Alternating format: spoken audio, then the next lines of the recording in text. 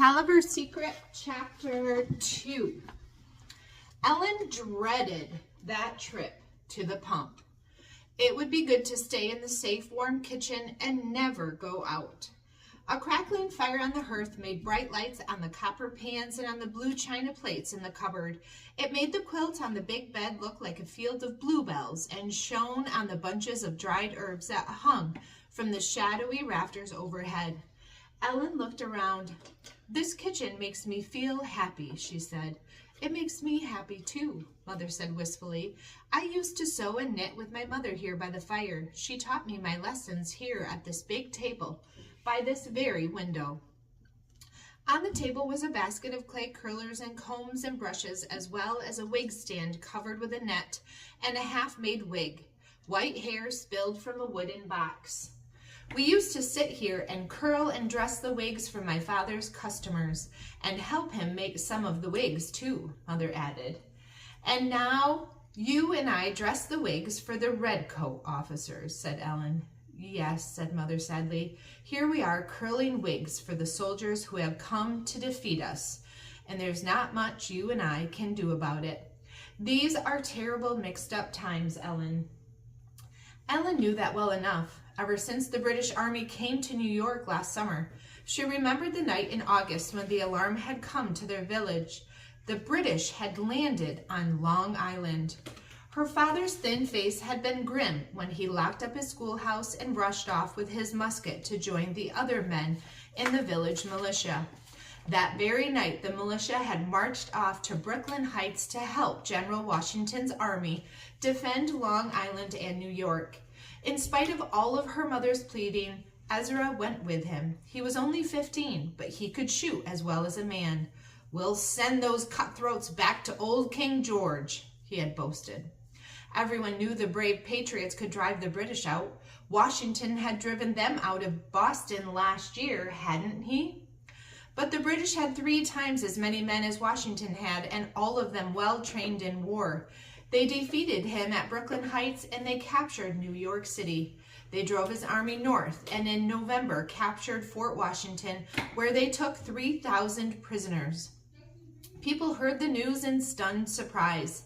Then the British took Fort Lee across Hudson's River with all of Washington's cannon, and finally they sent what was left of his army scurrying across New Jersey. The colonists could hardly believe such news. They had never felt so sure that courage and the will to win would be enough to beat back the British. "Where do you think Ezra is today, Mother?" Immediately Ellen was sorry she had asked, for Mother bit her lip and was silent. "Only the good Lord knows," she said at last, "if he's alive and isn't on a prison ship. He must have gone to Pennsylvania with Washington's army." Ellen knew that asking about Ezra had reminded her mother of the other news that had come to them after the Battle of Brooklyn Heights. Her father had been killed. Many men from their village had been killed that day. She and her mother had been all alone. Mother was nervous and upset most of the time and worried about what to do. When at last they had no more food in their storeroom and no money to buy anything, and the November days were growing bitter cold, Mother had said, "Our neighbors can't help us, for they have as much hardship as we. There is nothing to do but to go back to my father, Ellie, even if the town is in the hands of the enemy now." "How can we travel, Mother?" Ellen had asked. "We must walk. There's naught else to be done." And so they had walked 10 miles back to New York. Grandfather had welcomed them joyfully and had given them the big kitchen to live in while he slept on a couch in his shop. The rest of his house was already occupied by British officers. "Now remember, Ellen," Mother had said, "we must be very careful here. Most of the people who have stayed in New York are friends of the British and want them to win the war. Not Grandfather, of course, nor any of his friends. Those of us who are patriots here in town must lie low." "Just like rabbits in a rabbit hole," Ellen suggested. Mother shrugged her shoulders and sighed. "Well, rabbits know how to act when the enemy is all around them." "And I suppose even rabbits need water," Ellen grumbled aloud to herself. No longer able to put off the trip to the pump, she pulled on her stout leather shoes and picked up her red cloak.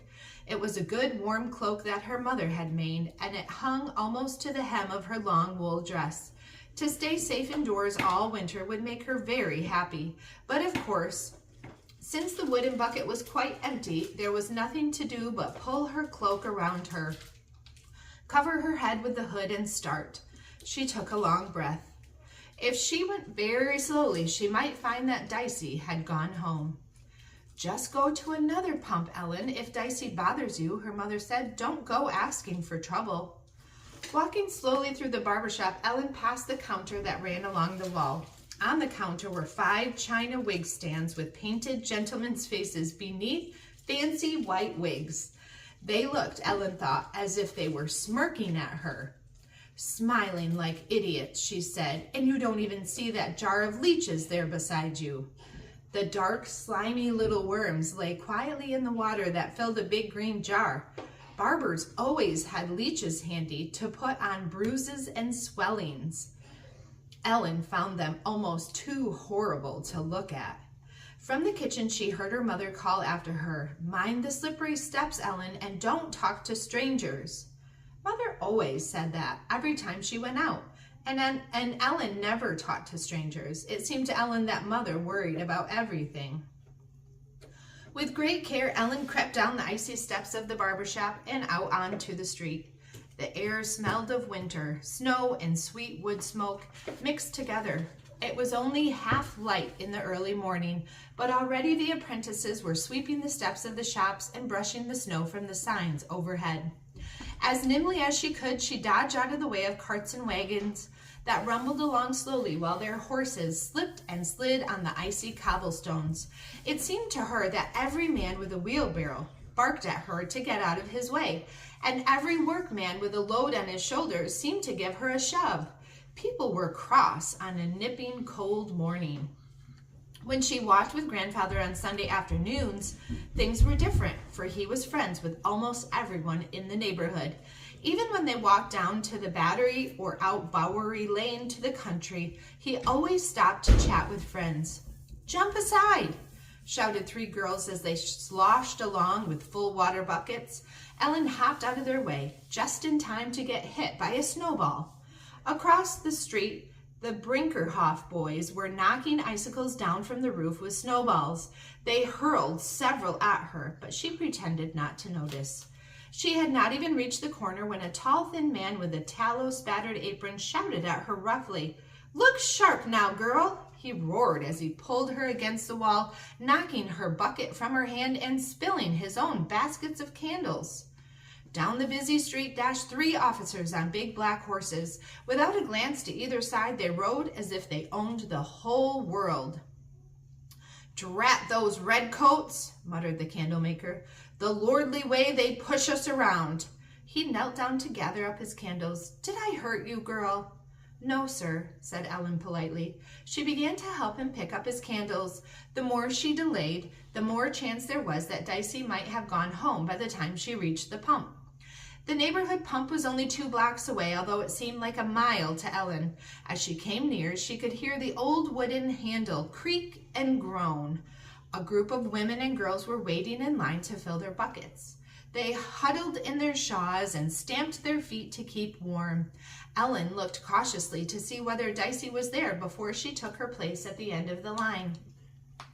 The women were talking about the same thing they talked about every morning: high prices. The high price of wool, the high price of firewood, the high price of cornmeal and flour and mutton. That kind of talk made Ellen worry about eating anything at all. "Has Dicey been here this morning?" she asked the woman ahead of her. She was an old woman with a work-worn face, dressed in a man's coat instead of a shawl. "She's gone home, I reckon," muttered the woman. "That's good." Ellen heaved a sigh of relief as she pulled her red cloak about her. "I was hoping she wouldn't be here." "What a mean one she is," said the woman. "She seems to get pleasure out of pestering them that's smaller." "She always pesters me, and I don't know why." "She likes to see you run. I think she likes to make you go to another pump." "But I never bother her at all. Why would she want me to go to another pump?" The woman cocked her head to one side and looked at Ellen. Maybe because you're pretty and look well cared for, and she ain't. Pretty? Ellen was surprised to hear that. With her straight brown hair and her face as pale as tallow, Ezra sometimes teased her and said she looked like a burned-out candle. Mother, of course, told her she was pretty, but her father only said, "Don't make her vain. A good character is better than a pretty face." Just at that moment, there was a great commotion as Dicey came around the corner. She was dragging little Arnie Brinkerhoff, holding him firmly by the ear as he squirmed and tried to get away. "Don't you throw snowballs at me," Dicey shouted at him. Dicey's chapped cheeks were as red and rough as her flannel petticoat, and her eyes made Ellen think of a pig. She looked like a bold, scrawny public pig dressed up in a drooping wool skirt. Her pale hair was uncombed and blowing in the wind like a dirty handkerchief. "Let me go," Arnie screeched. I'm sorry, Dicey." "Don't you do that again," Dicey warned him as she let him go with a shove. She brushed the snow from her chest and looked up and down the line of laughing people. When she saw Ellen, she put her hands on her hips, spread her feet wide, and cried, "You trying to come here again, wooden doll? I told you not to come back here." "Now just stand up to her," Ellen said to herself, but she could feel her feet backing away. Bending down, the woman in the man's coat whispered to Ellen, "Just pay her no mind when she tries to scare you. Don't even look at her." Ellen looked across the street, but Dicey kept right on yelling, "Look at that little baby in her red cloak." She shoved her face in front of Ellen. "Afraid to look at me, aren't you?" she jeered. "Too scared to say a word." "Leave me alone," said Ellen. "I didn't hurt you." Dicey's face was red with anger, and her little eyes were closed in slits as she sneered at Ellen. "Why don't you bring your mama along if you're so scared?"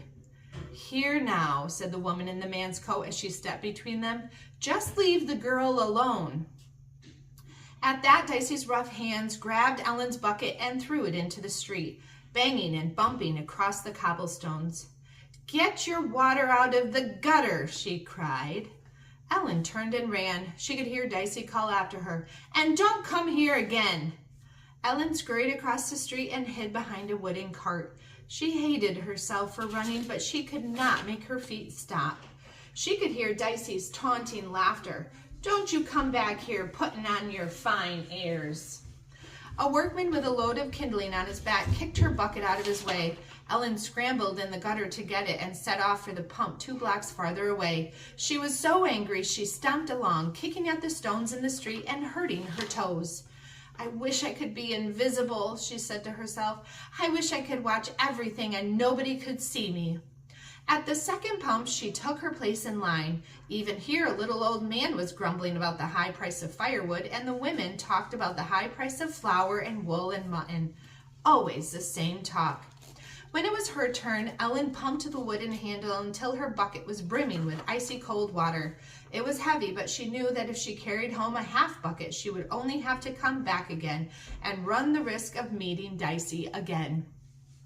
On the way home, she saw the man who sold water from the tea water pump. His horse pulled a great round cask on wheels. "Good pure water," he called. "Good pure water for your tea. The best water in town." Ellen knew it was the best water in town, but it came from a well that was too far for them.